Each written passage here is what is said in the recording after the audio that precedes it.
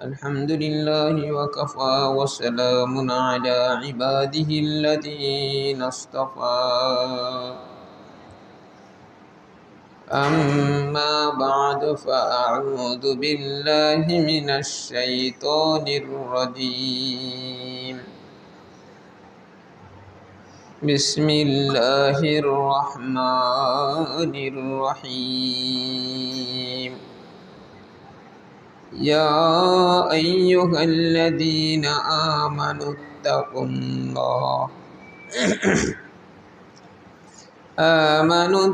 الله حق تقاته ولا تموتن إلا وأنتم مسلمون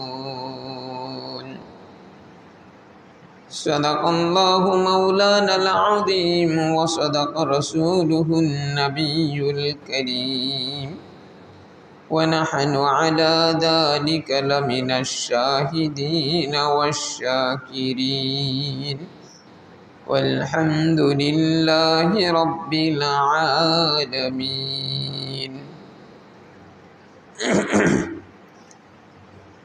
আলহামদুলিল্লাহ, সমস্ত প্রশংসা সেই মহান রব্বুল আলামিন আল্লাহ তাআলার দরবারে। যে মহান রব্বুল আলামিন আল্লাহ তাআলা আমাকে সহ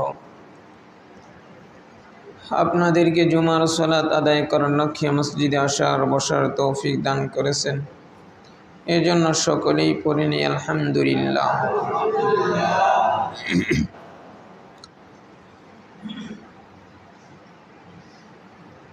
আরবি বর্ষের দ্বিতীয় মাস হলো সফর। সেই সফর মাসের আজকে 13 তারিখ।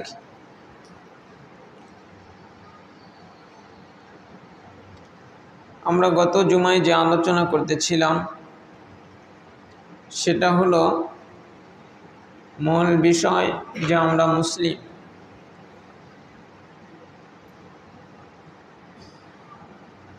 মুসলিম আজকে কোন জাতি? আমরা আমাদের নিজেদের পরিচয় ভুলে গেছি, যার কারণে আজকে সারা পৃথিবীতে আমাদের অধঃপতন।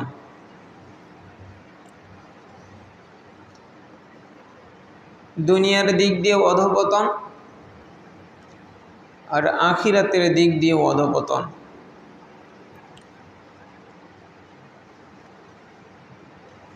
উলামায়ে কেরামগণ একটা কিচ্ছা এভাবে বর্ণনা করেন উপদেশ নেওয়ার জন্য, যে বাঘ ছাগলের সাথে বসবাস করতে করতে ছাগলের বাচ্চার মতো হয়ে গেছে। এখন সে কিভাবে আক্রমণ করতে হয় সেটা জানে না। অনুরূপভাবে আমাদের অবস্থাও সেটাই হয়ে গেছে। এর কারণ হলো আমরা আমাদের পরিচয় ভুলে গেছি। সেই পরিচয়টা আসলেও মুসলিম শব্দের ভিতরেই আছে। মুসলিম শব্দের ভিতরেই মুসলমানদের যে কি পরিচয়, এই শব্দের হরফি ব্যাখ্যার ভিতরে উলামায়ে কেরামগণ ফুটিয়ে তুলেছেন। এখন দেখার বিষয় এই বিষয়গুলা আমাদের ভিতরে আছে কি না। বলেছিলাম যে একজন ব্যক্তি যখন কালেমা পড়ে লা ইলাহা ইল্লাল্লাহু মুহাম্মাদুর রাসূলুল্লাহ, তখন সে ঈমানদার হয়ে যায়। ঈমানদার হইলেই সে মুসলিম হয় নাই এখনো। মুসলিম হওয়ার জন্য ইসলামের যত বিধিবিধান আছে যেই ব্যক্তি পালন করবে সেই মুসলিম হবে। তো তাই এই মুসলিম শব্দের ভিতরে উলামায়ে কেরামগণ বলেন একদিকে 6টা হরফ, অন্যদিকে 7টি হরফ। এই হরফগুলা যখন একজন ব্যক্তি মুসলিম হয়, এই হরফগুলা সেই মুসলিমের কাছে এক একটা হরফ এক একটা দাবি জানায়। যদি সে সেই দাবিগুলা রক্ষা করতে পারে তাহলে সে প্রকৃত মুসলমান হতে পারে, নচেৎ সে প্রকৃত মুসলমান হতে পারে না। তার 1 নম্বর মুসলিম শব্দের ভিতরে 1 নম্বর হরফই হলো মিম। এই মিম শব্দ দ্বারা উলামায়ে কিরামগণ বলেন মিম অর্থ হলো মউত, অর্থাৎ মিম বোঝাচ্ছে, একজন মুসলিমকে বোঝাচ্ছে যে তোমাকে সব সময় মৃত্যুকে স্মরণ করতে হবে। হাদিস শরীফের ভিতরে আসছে যে একজন ব্যক্তি যখনই দুনিয়াতে জন্মগ্রহণ করে সঙ্গে সঙ্গে একজন শয়তান তার সঙ্গী হয়ে যায়, শয়তান তাকে খোঁচা দেয়, আবার একজন ফেরেশতা তাকে একটা বিষয় জানায় দেয়। সবাইকে দিয়েছে, আমাকেও দিয়েছে, আপনাদের সবাইকে দিয়েছে, কিন্তু আমরা দুনিয়ার বিভিন্ন, ওই যে শাইখে বরুণা একটা কবিতা বলতেন, সিলেটের হুসাইন আহমদ মাদানী রহমতুল্লাহি আলাইহির খলিফা শাইখে বরুণা লুৎফর রহমান বরুণা, উনি একটা কবিতা বারবার বলতেন।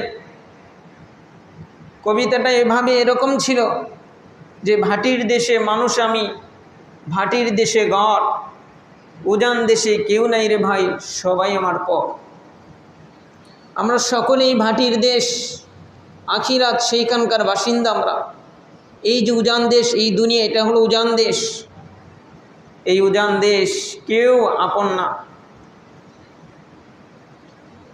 কেউ আপন না। দুনিয়াতে এরকম কোনো নজির নাই যে বাবা মারা গেছে সন্তান তার সাথে সাথে চলে গেছে, না। সন্তান মারা গেছে মা তার কবরে চলে গেছে, এরকম নজির নাই। তাই শাইখে বরুণা রহমতুল্লাহি আলাইহি বাংলায় এই কবিতা দিয়ে বোঝাইতেন যে দেখো তোমরা এই কবিতা নিয়ে একটু চিন্তা ফিকির করো, যে ভাটির দেশের মানুষ আমি, ভাটির দেশে ঘর, উজান দেশে কেউ নাই রে ভাই, সবাই আমার পর। কাজের জন্য আসলাম আমি এই দেশেরই গায়, অকুল গাঙ্গের পতন তীরে বান্দিয়া থুইয়া নাও। যে আমরা এইখানে কাজের জন্য আসছি, আল্লাহ তাআলার ইবাদত বন্দেগী করার জন্য আসছি। কিন্তু মেরে বাপু, দেখার বিষয় আমাদের যে 24টা ঘন্টা চলে, আমাদের কি 24টা ঘন্টা ইবাদতে পরিণত হয়, নাকি আমাদের ইবাদতের জন্য যে আধা ঘন্টা 1 ঘন্টা সময় দিই সেটাও মানে দুনিয়াদারিতে পরিণত হয়ে যায়। এইখানে আসছি শুধু আল্লাহ তাআলার গোলামি করার জন্য, ইবাদত করার জন্য। অকুল গাঙ্গের পতন তীরে বান্দিয়া থুইয়া নাও, অর্থাৎ এটা দ্বারা শাইখে লুৎফর রহমান বরুণা বুঝাইছেন যে দেখো সেটা হচ্ছে জানাজার খাটিয়া, এটা হলো তোমার আখিরাতে যাওয়ার, আখিরাতে পাড়ি দেওয়ার এই নৌকাটা তুমি বান্দিয়া থুইয়াইছো। এটা তুমি সদা সর্বদা দেখতেছো তুমি, যে তোমার এই নৌকাটা তোমার মসজিদের বারান্দায় বাঁধা আছে, তোমার জন্যই বাঁধা আছে।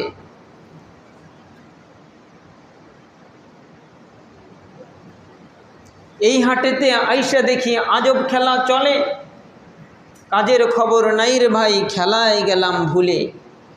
এই দেশ, এই পৃথিবীতে আসার পরে এটা একটা হাট, এই হাটে আসার পরে আমরা আজব খেলা দেখতেছি।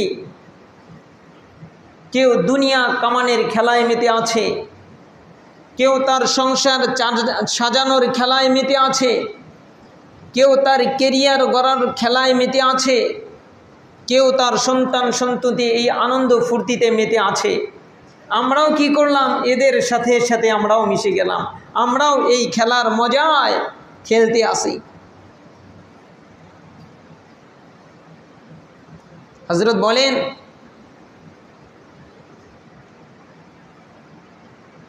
যে এই যে হাট, এই হাটে আসিয়া আমরা সব কিছু ভুলে গেলাম, কিন্তু আমাকে আপনাকে প্রত্যেকটা দিন 5 বার করে ডাক দিচ্ছে, 5 বার করে ডাক দিচ্ছে। তাই তো বলে যে নায়ের মাঝি ডাক দিয়া কয়, ওরে ভাটির ছাও, জোয়ার এবার ভাটা ধরছে ছাইরা দিমু নাও। আজরাইল বলে, ওই নৌকার মাঝি হলো আজরাইল। আজরাইল বলে যে ও ভাটির ছাও, তুমি যে তোমার আখিরাতে তোমার যে বাড়ি,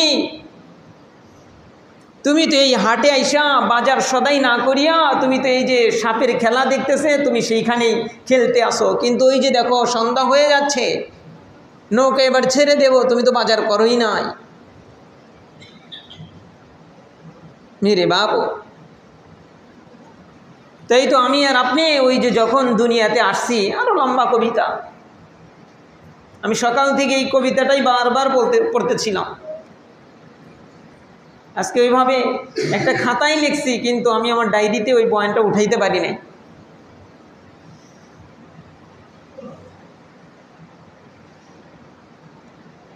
তাই আমি আর আপনি যখন দুনিয়াতে আসছি, ওই ফেরেশতা খোঁচা দিয়ে বলে দিছে,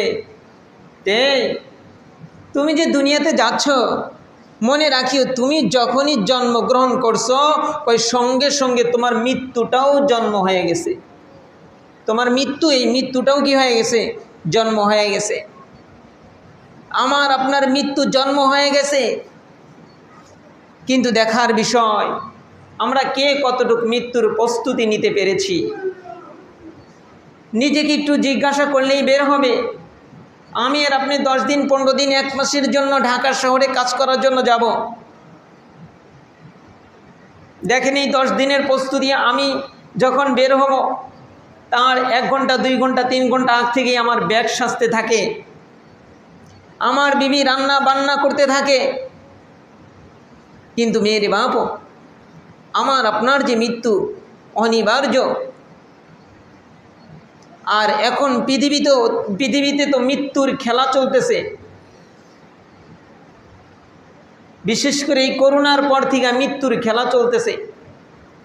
আগে যদি সেকেন্ডে সারা পৃথিবীতে সেকেন্ডে যদি 4 জন ইন্তেকাল করতো সারা পৃথিবীতে, এখন প্রত্যেক সেকেন্ডে সারা পৃথিবীতে ইন্তেকাল করতেছে 10 জনের উপরে।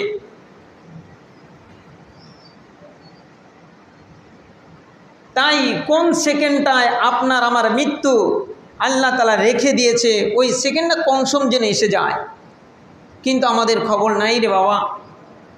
ওই যে টেলিগ্রাম চ্যানেলে একটা দেখলাম যে প্রবাসী ভাই বিদেশ থেকে আসছে, বাসায় যাওয়ার আগেই রাস্তায় যারা তাকে রিসিপশনে আসছে,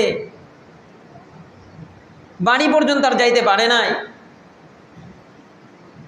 মেয়ে সহ, বিবি সহ, মা সহ, শাশুড়ি সহ, এরকম 6 জন না 7 জন নাকি দুনিয়ার থেকে চলে গেছে। মেরে বাবু, আমি আর আপনি কি ভাবতেছি? ওই পানির তলে যখন গাড়িটা চলে গেল, ওই প্রবাসী ভাই বলতেছিল যে আমি আমার বিবিকে টানতেছিলাম, আমি বের হয়ে আসছি, টানতেছিলাম, সে বের হইলে বের হইতে পারত, কিন্তু উনি ওনার মেয়েকে ছাড়া বের হবে না। মেয়েকে ধরতে ধরতেই পানির তলে তলিয়ে গেছে। সবই বাদ দিলাম, আমি আর আপনি তো দুনিয়া সাজানোর জন্য ব্যস্ত, কিন্তু ওই ছোট বাচ্চাটার দিকে তাকিয়ে দেখেন, ওর যে পানির নিচে মৃত্যুটা হয়েছে, ওর কেমন মৃত্যু হয়েছে, কত কঠিনভাবে ওর মৃত্যু হয়েছে। আপনি আমি কি মনে করি, আপনি আমার একটু চোখ ব্যথা করলে হসপিটালে চলে যাই, পেটে ব্যথা উঠলে হসপিটালে চলে যাই, কিন্তু এই মৃত্যুর যন্ত্রণা যখন শুরু হবে, তার ট্রিটমেন্ট আমি কতটুকু নিয়েছি। মৃত্যুর যন্ত্রণা এত ভয়ঙ্কর হবে। আমি আমার স্বপ্নিক অভিজ্ঞতার থেকে আমি বলি, আমি একবার স্বপ্নে দেখেছিলাম মৃত্যু, আমার মৃত্যু, আমার মৃত্যু। এই এত ভয়ঙ্কর কঠিন অবস্থা হইতেছিল আমার, যেটা মনে হয় না কেউ বর্ণনা করতে পারবে। আমার এত কষ্ট হইতেছিল, আমি একবার স্বপ্নে দেখতেছিলাম মৃত্যু।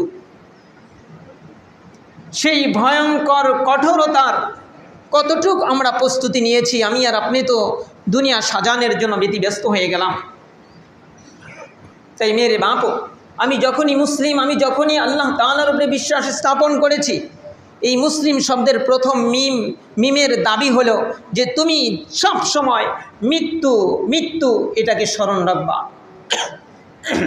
যেই ব্যক্তি মৃত্যুকে স্মরণ রাখে সেই ব্যক্তি কোনোদিন আল্লাহ তাআলার সাথে গাদ্দারি করতে পারে না। প্রকৃতপক্ষে যেই ব্যক্তি মৃত্যুকে স্মরণ করে, উলামায়ে কেরামগণ রাসূল করিম সাল্লাল্লাহু আলাইহি ওয়াসাল্লামের হাদিসের ভাষ্য মতে যে ব্যক্তি 20 বার দিনে 20 বারকে মৃত্যুর কথা স্মরণ করতে পারবে, আল্লাহ তাআলা তাকে শহীদি মর্যাদা দিবে। সেই মৃত্যুর কথাটা স্মরণ, প্রকৃত স্মরণ হতে হবে। প্রকৃত স্মরণ কেমন স্মরণ? ওই যে এক বাদশা গেছে তার শাইখের কাছে যে হযরত আপনি আমাকে একটা সবক দিয়ে দেন, আমার আখিরাত যেন সুন্দর হয়ে যায়।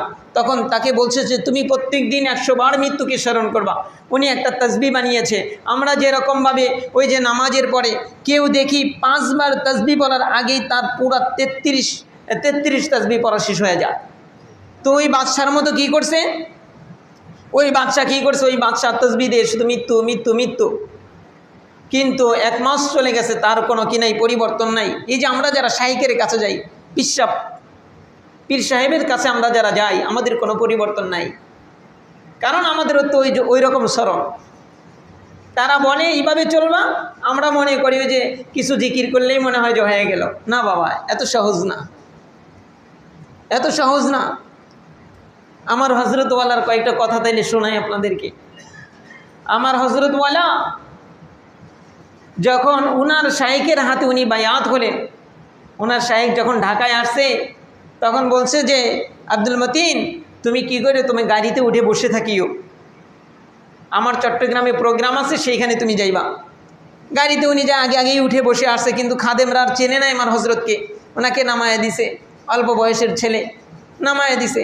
উনি ওনাদের কথার প্রেক্ষাপটে কোনো কথাই বলে নাই যে আমাকে হজরত তো বলছে, ওনাকে নামতে বলছে, উনি নামছে, নামিয়ে দূরে দাঁড়িয়ে আছে। হজরত গাড়িতে উঠছে, উঠেই গাড়ি টান দিছে। আমার হজরতওয়ালা সেই গাড়ির পিছনে পিছনে দৌড়, যে আমি দৌড়ায় হলেও আমি সেই চট্টগ্রাম চলে যাব ঢাকার দিকে।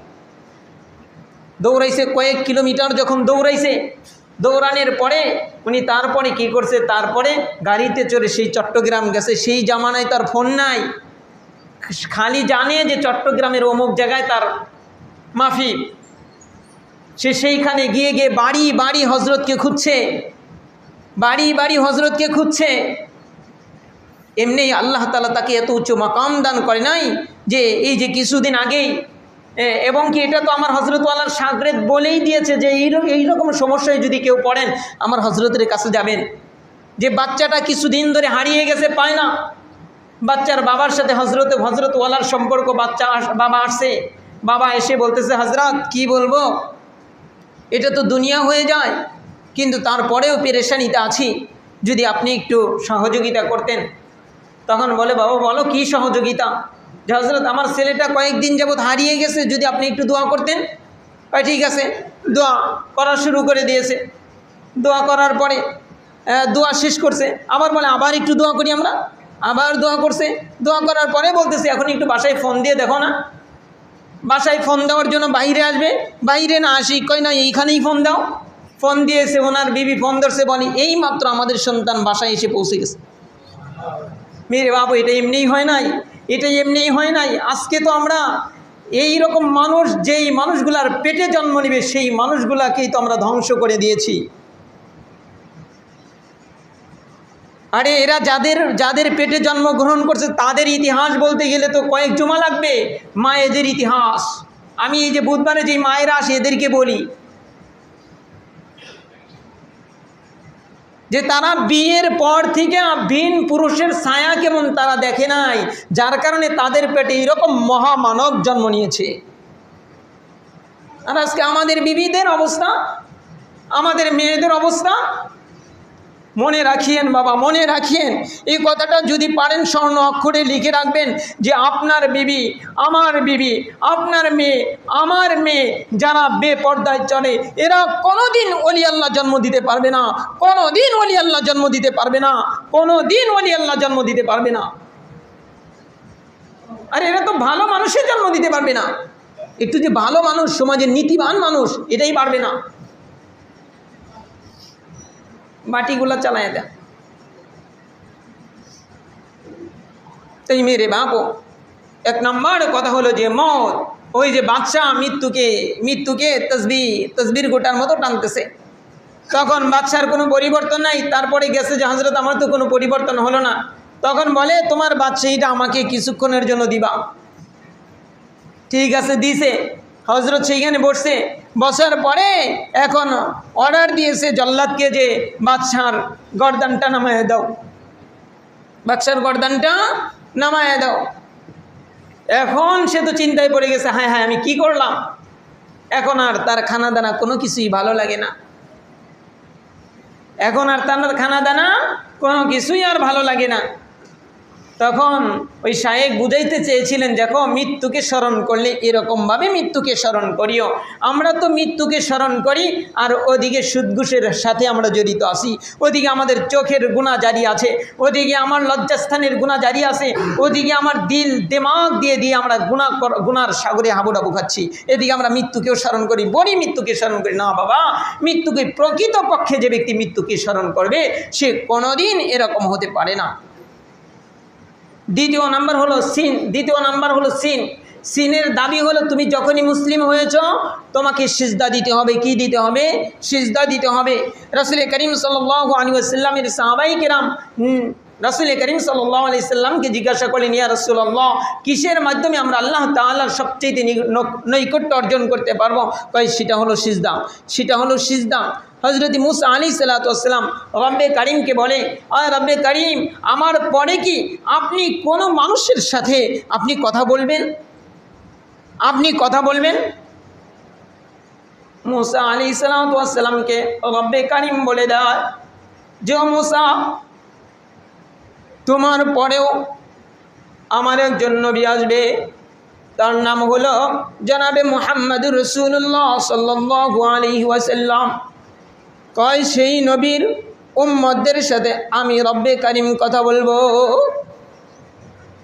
মুসা আলাইহিসসালাতু ওয়াসসালাম বলেন, রব্বে কারিম আপনি কেমনে কইরা কথা বলবেন? কয় ওরা যখন সিজদায় চলিয়া যাবে আমি ওদের সাথে কথা বলবো। মুসলিম শরীফের হাদিসের ভিতরে বাবা আছে, যখন একজন ব্যক্তি সূরা ফাতিহা তেলাওয়াত করে, প্রত্যেকটা আয়াতের পরে আল্লাহ তাআলা জবাব দেয়। কিন্তু বাবারে, আমরা কানটাকে ধ্বংস করিয়া ফেলাইছি, আমরা জবানটাকে ধ্বংস করিয়া ফেলাইছি, যার কারণে ওই আওয়াজগুলো শুনি না।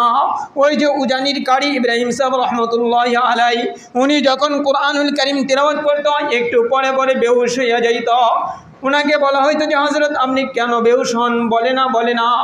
একদিন বলে যে দেখো, আমি যখন কোরআন তেলাওয়াত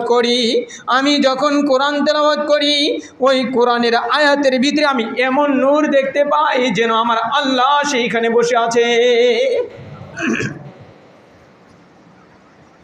মেরে বাপু, আমরা তো আমাদের এই চোখটাকে এই যে মসজিদ থেকে বের হওয়ার পরেই গুনাহ শুরু হয়ে যাবে। কেউ মোবাইলে গুনাহ করবে, কেউ সরাসরি গুনাহ করবে। জবান দ্বারা শুধু গুনাহ আর গুনাহ, কান দ্বারা শুধু গুনাহ আর গুনাহ। এ কারণেই বাবারে আমরা নামাজ পড়ি, কিন্তু নামাজে আমরা সেই আওয়াজগুলো শুনতে পাই না। আরে আমার তো চাক্ষুষ দেখা, আমি যখন আমার হযরত জাফর আহমদ সাহেব হুজুরের পাশে ছিলাম, আমাকে একদিন বলল তুমি ইমামতি করো, আমি ইমামতি করলাম। আর একদিন আরেক ছাত্রকে বলল তুমি ইমামতি করো।